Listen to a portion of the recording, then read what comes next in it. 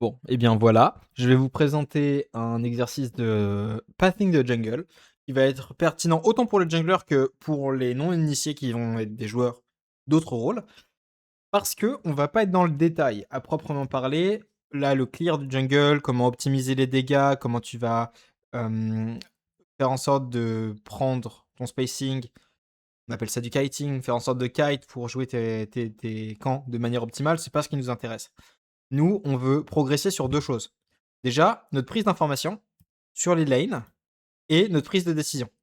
La deuxième chose, ça va être aussi l'accession aux ressources qui vont nous permettre de faire exploser la carte en appuyant sur les points faibles.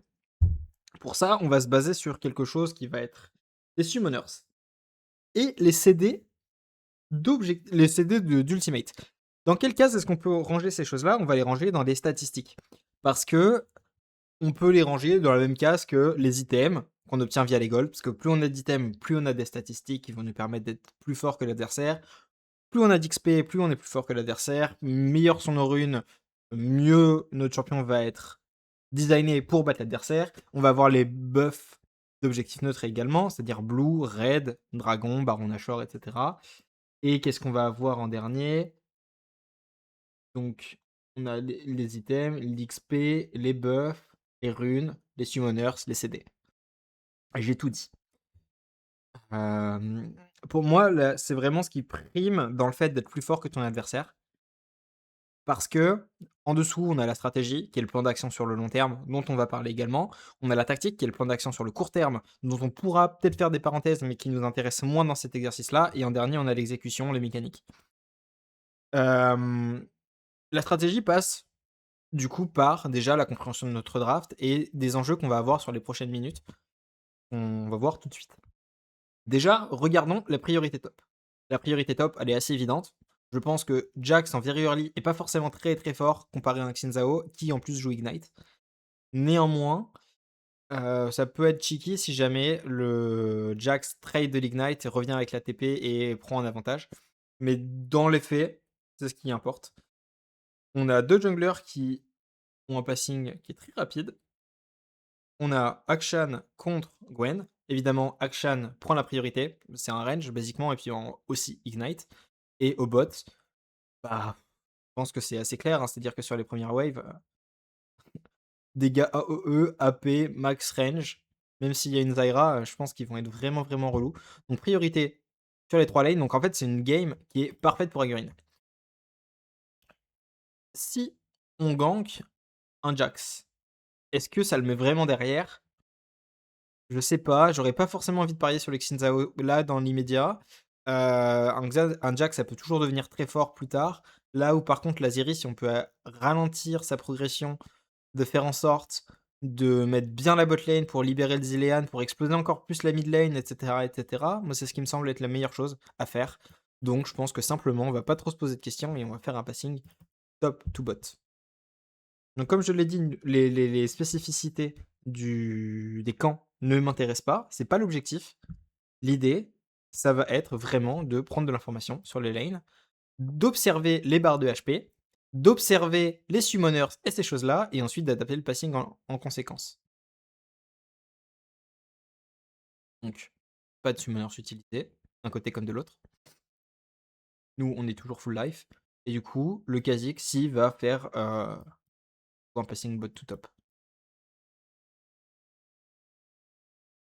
Ce qui n'empêche pas quand même de pouvoir gank le bot, hein, parce que si jamais on clear très vite, du coup premier sort donc comme prévu, on clear très vite, on recall, on revient, on peut jouer avant que les camps n'y respawn.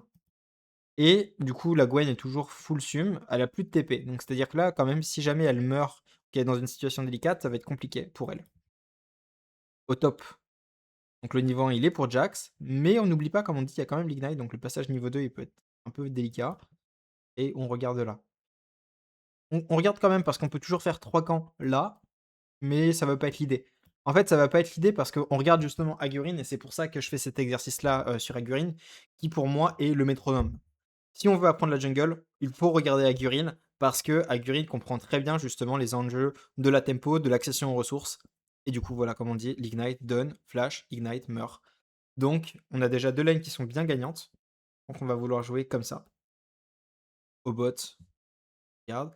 Du coup, Agurin, en fait, c'est le genre de joueur, full clear, on gank sur le timing de respawn des camps. Quand le timing de respawn des camps arrive à son terme, on recall, on vient et on recommence. Et en fait, on joue sur ces timings-là. Mais comme je l'ai dit, c'est pas parce qu'on fait un bot tout top que Agurin ne va pas gank bot. Si jamais il a pas la possibilité de gank au top, il va recall instant pour avoir un max de tempo pour jouer là avant que ce camp-là respawn. Alors ça me paraît très délicat, hein, pour Jax de faire ça. Je sais qu'il est derrière, mais du coup, Agurin fait un top to bot, bot to top à l'inverse. Je pense qu'il a pas l'information là-dessus et du coup, il pense que le Kha'Zix est bot et vous voyez, regardez. En fait, c'est bien ce que je disais, c'est que Agurin, il privilégie l'accès aux ressources et donc il va pas overkill. Pourquoi? En fait, il a bien compris quelque chose, qui est un des concepts qui est primordial pour moi, c'est, bah, pourquoi on fight? Est-ce que vous vous êtes déjà posé cette question? Quel est l'intérêt de fight sur League of Legends? Donc je vais reformuler ça autrement. La question va être la suivante. Qu'est-ce qu'il se passe quand on tape sur un adversaire? Eh bien, qu'est-ce qu'il se passe quand on tape sur un adversaire? Simplement, sa barre de vie descend. Qu'est-ce qu'il se passe quand la barre de vie descend? L'adversaire, soit il fuit, soit il quitte le combat au risque de mourir. Donc s'il meurt ou il fuit, qu'est-ce qu'il se passe? Eh bien, l'adversaire n'occupe plus la position, donc on gagne une position. Donc en fait, l'intérêt de se battre sur League of Legends, c'est de gagner une position. Qu'on tue ou qu'on tue pas, finalement, le résultat est le même. Simplement, il y a un effet de gratification. C'est plus gratifiant de tuer un adversaire, ça donne un petit peu plus de gold, mais en early game, en réalité, là, à ce niveau-là, de tuer ou de ne pas tuer revient au même. Parce que le temps de respawn est le même, tout simplement. Alors oui, du coup, le Xinzhao va avoir un petit peu plus de gold. Je pense que s'il arrive à tuer le Jax comme ça, une fois, puis de le remettre en dehors de lane une deuxième fois, c'est tout ce qui compte. D'autant plus que, comme j'ai dit, Agurin, il veut pas trop perdre de temps. Parce que là, il a les camps dans une minute. Donc déjà, autant pour moi, je me suis bien trompé. Hein, donc la bot lane, justement, n'a pas la pressure. Je pensais que les 3 lanes avaient la pressure, ce qui n'est pas le cas. Alors, en même temps, je m'attendais vraiment. Ouais, mais du coup, forcément, t'as ouais, mais t'as du CD. Et ça a un gros coup en mana, donc ça m'étonne pas.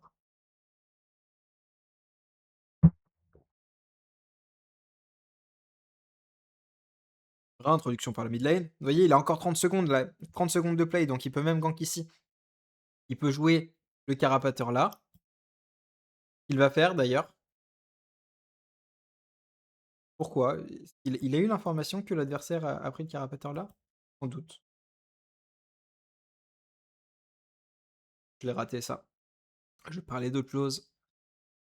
Et donc comme il a encore un petit peu de temps d'action, il rentre dans la jungle, il pose sa ward, il a l'information sur le Graves, et là il va revenir. Et en fait, oui, le camp il a respawn, il est pas tout de suite sur le respawn des camps, mais comme il est plus fort, il va pouvoir faire le camp quand même un peu plus vite et arriver là à temps, sans avoir besoin de smite. Et je me rends compte que je suis en train de rentrer dans les détails du passing de jungle, c'était pas l'idée. Donc, revenons aux bases.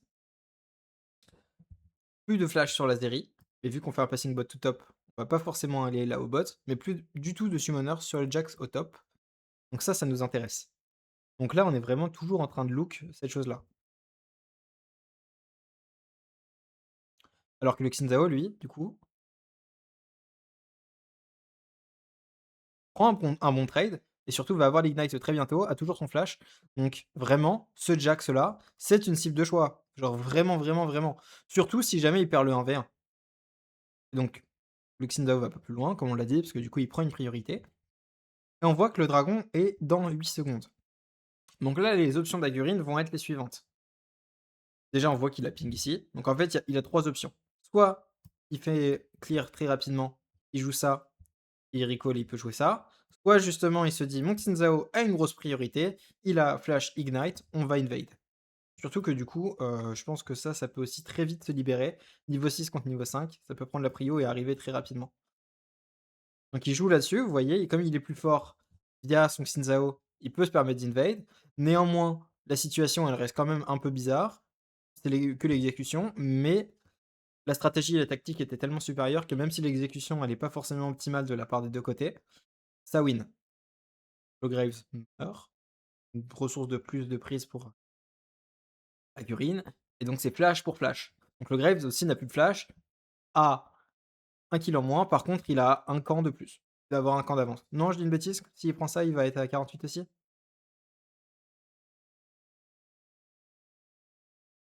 Ouais, donc le Graves a un petit camp d'avance. Ouais, c'est le Carapateur qui l'a en avance? Je sais pas, ça m'étonne. Le fait de voir +4 ou alors il a pris des CS. Rebelote, hein, le Jax qui trade, mais du coup, l'Oxine, faut qu'il récupère tout ça, sinon il perd beaucoup. On revient au bot.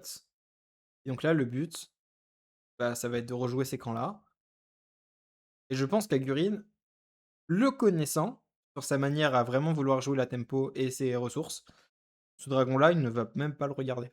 Sauf s'il a vraiment une priorité énorme et que genre c'est hyper free, mais il va vouloir vraiment privilégier ces camps-là parce que ses ressources, son XP, ses gold, etc. sont trop importants.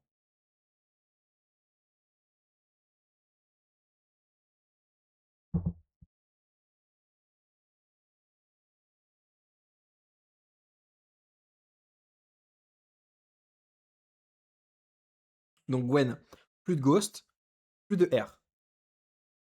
Là où lui, même s'il est mort, va obtenir, excusez-moi, va obtenir son Ignite et a toujours son R. Donc la Gwen, même si elle vient de tuer, elle reste sensible maintenant. Au top, quelles sont les conditions? Bah, les conditions s'inversent. C'est-à-dire que, petite insight de Xinzao, que Xinzao du coup n'a plus son R, donc c'est R contre R, mais n'a plus de Summoner, c'est du coup le Jax lui a les siens. Donc le Jax est plus fort. J'ai raté de l'information, je me suis un petit peu perdu sur mes explications. Donc Agurine, pourquoi est-ce que du coup il va pas jusqu'au top? Parce que je pense qu'il voit que c'est perdu, il voit que le Graves c'est le dragon, il veut le défendre.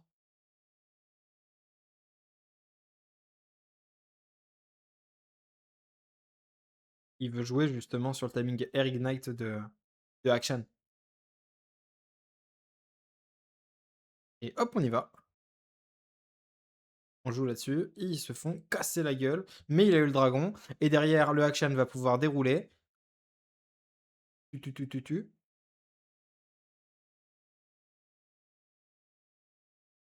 Vous voyez, hein, vraiment, tu peux mourir en early game, mais ça va tellement vite que le fight en fait est même pas fini, que t'es déjà de retour pratiquement. Même en plus. Ah là, il y a un truc que je connais pas. Il y a un truc que je connais pas. Je suis vraiment pas spécialiste des runes, des items et de ces choses-là, et du coup, le fait qu'ils reviennent vraiment très vite, faudra m'expliquer, simplement. J'ai encore. Enfin, j'ai des lacunes sur ce domaine-là, de tout ce qui est itemisation, runes, qui est vraiment précis par rapport à ce qui correspond à l'in-game, dans les comestibles notamment. Je sais pas, mais du coup, donc, il a la tempo. Comme il a la tempo, et que le Graves a plus son flash, et que le Graves en plus a un niveau de retard, ben, on va simplement servir. Qui est un peu couillu quand même. Pour moi, ce qui est un peu couillu. Il va le jouer au smite? Il a son smite? Non, du coup, ouais. Pour moi, c'est couillu parce que du coup, il n'y a pas la prio là, il n'y a pas la prio là, et s'il perd trop de temps là, il va se faire collapse. Donc ça va vraiment être une guerre de smite. Il l'a eu. Toujours niveau 7, toujours plus fort. Vous voyez ce que je disais. Mais R de Gwen,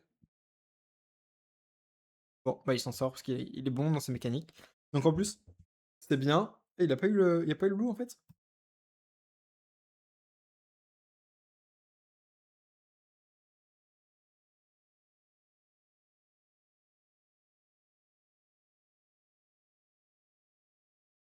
Un truc que je sais pas. J'ai un doute.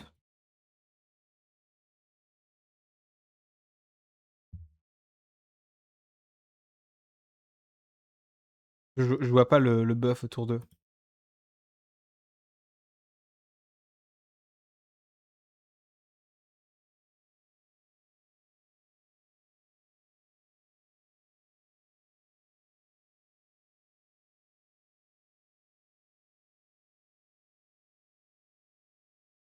Non, c'est le Graves qui l'a eu. Autant pour moi.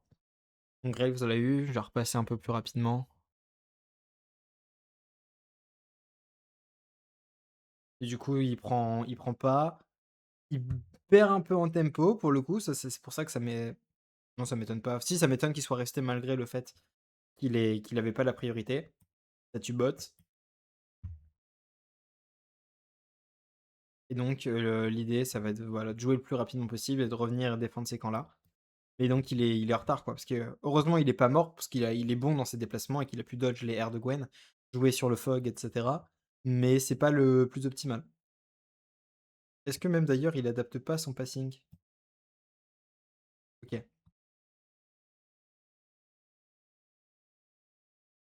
Priorité mid, défend toujours au top. Je pense que Xin sur ce timing-là est even. Mais du coup, comme ils ont joué au top, le Graves va réintroduire ailleurs, donc ça c'est free.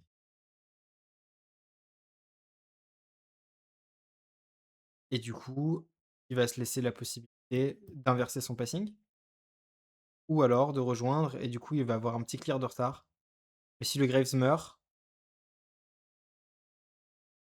bah, en fait, il est plus tellement en retard. Donc il va inverser son passing. À partir de maintenant, il va jouer sur le bot. Donc clear, ça va être vraiment être ça. Top, bot.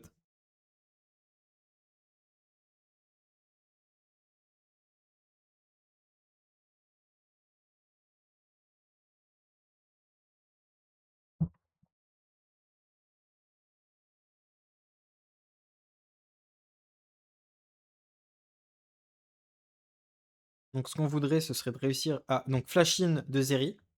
Donc oui, elle prend un kill. Elle prend 2 kills. Est-ce que Akshan réussit à faire quelque chose en 1 contre 2? Non. Et du coup, c'est dommage parce qu'elle prend 2 kills. Certes, elle flash, mais elle va revenir forte, ce qui fait que elle va prendre la priorité bot. Et du coup, elle va pouvoir jouer ce dragon. Et du coup, Agurin, lui, ne pourra pas forcément jouer ce dragon. Surtout que la Gwen, là, elle se met pas trop mal en termes de ressources. Elle prend quand même des plates et des waves, même si elle a plus son R. Donc là, elle va se faire punir par contre. Elle a plus de R. Elle est restée un peu trop longtemps sur la mid. Et du coup, il peut le faire parce que ses camps ne sont pas revenus. Donc, finalement, ça équilibre les choses. Action lui a fait pareil ici, même s'il a pas pris des plates. Et le temps qu'elle respawn, Agurin donc va pouvoir revenir. Est-ce qu'il va faire ce camp-là tout de suite? Ou est-ce qu'il le résynchronise avec le reste? À mon avis, bah, on va voir. En fait, je pense que ça se défend. Non, du coup, même, il l'abandonne. Il voit que le Graves est là. Je pense qu'il a eu une information sur le Graves que j'ai pas eu, genre, est-ce qu'il a fait son raid ou pas? Le raid est pas fait. Donc je pense qu'il va aller le chercher. Déjà défendre son camp. Non, ouais, simplement il va. Non, si c'est bon. J'ai cru qu'il allait taper et aller le chercher. Il pourrait, hein. Parce que du coup, priorité Akshan, lui reste disponible, même si la botlane du coup n'a pas la prio. Donc si c'est ce qu'il va faire. Là, il doit être ici. C'est là quoi. Mais en tout cas, il était sur le raid, c'est sûr. Un camp, via sa priorité mid et l'accompagnement de ce petit garnement. De ce fait, on regarde. Et le dragon est là. En fait, s'il faut, Luke, ça peut juste mettre un R et prendre la prio, je pense.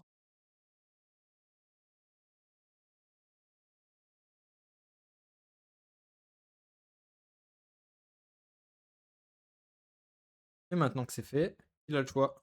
Et il va refaire dans ce sens-là. Parce que c'est comme ça que c'est le plus rapide pour sa tempo. Au top. Qu'elle a la plus de summoners et que le action il est plutôt bien. Il lui met dans la gueule. Du coup, il offre une priorité au Xinzao, qui lui nique encore plus sa tempo sur l'encancel de back. On a l'information sur le Graves. Qui dit information sur le Graves dit qu'on connaît son passing. On voit qu'il a le red mais qu'il a toujours pas le bleu. Donc ça veut dire que le bleu est en train de respawn. En plus, on a du coup toutes les informations, donc là on sait quand est-ce que les camps sont en train de revenir. Graves meurt. Jax meurt, et du coup toute la jungle est à lui. Oh, Zeri est arrivé. Mais Zeri. Non, c'est pas Zeri, c'est Gwen.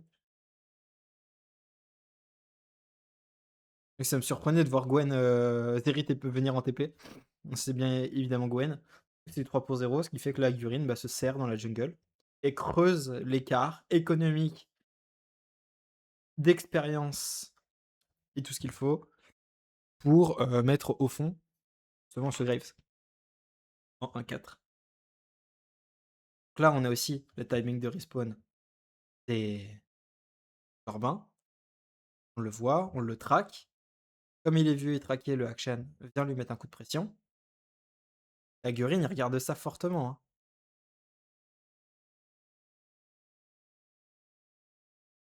Le bot a été prise parce que la tour est tombée. Regarde, on voit qu'il est sur ses camps.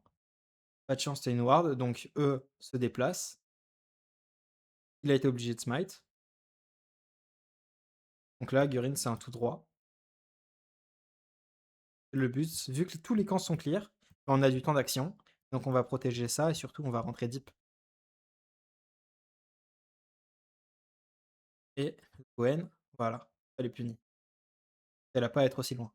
Ou elle l'est, donc elle est punie. Le Graves peut évidemment pas venir défendre parce qu'il est trop en retard. A quand même failli y tuer. Et là maintenant, on a du temps d'action encore. Qu'est-ce qu'on fait? Où on va? On est libre. Donc ça va être de prendre des ressources.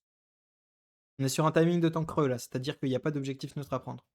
Donc on est bien.